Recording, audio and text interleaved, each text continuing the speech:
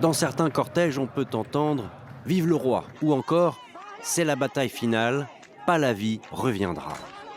Pahlavi, du nom de la dernière dynastie ayant régné pendant 54 ans sur l'Iran avant d'être déposée par l'avènement de la République islamique en 1979.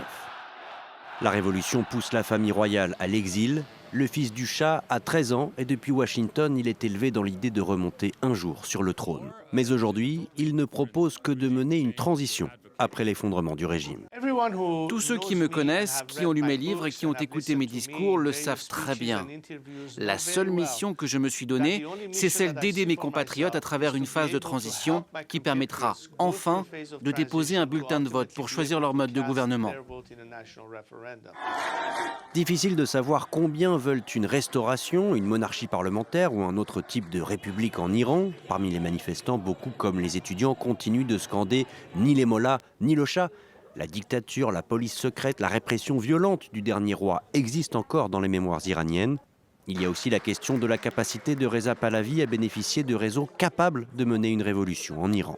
Il ne joue absolument aucun rôle majeur dans ce qui se passe dans ce pays. Je ne nie pas qu'un certain nombre d'Iraniens en Iran et au sein de la diaspora le soutiennent, ça on est d'accord, mais en fait soutien structuré au sein des gardiens, au sein de l'armée, au sein de ceux et celles qui peuvent effectivement constituer une alternative. Moi j'attends à ce qu'on me le montre. Pas facile de faire la révolution par correspondance, d'autant plus que le prince héritier pâtit de sa proximité avec le gouvernement israélien. En cause notamment cet extrait d'une interview à la BBC au moment où son pays était bombardé par l'État hébreu pendant la guerre des 12 jours en juin dernier. Les frappes ne visent pas le peuple iranien. Elles visent à neutraliser la menace que représente le régime. Je ne crois pas que c'était l'intention du gouvernement israélien d'attaquer les civils iraniens. Quels que soient ses plans ou ses soutiens, l'héritier d'un empire plusieurs fois millénaire partage avec la rue de son pays le même espoir de voir un jour tomber la République islamique d'Iran.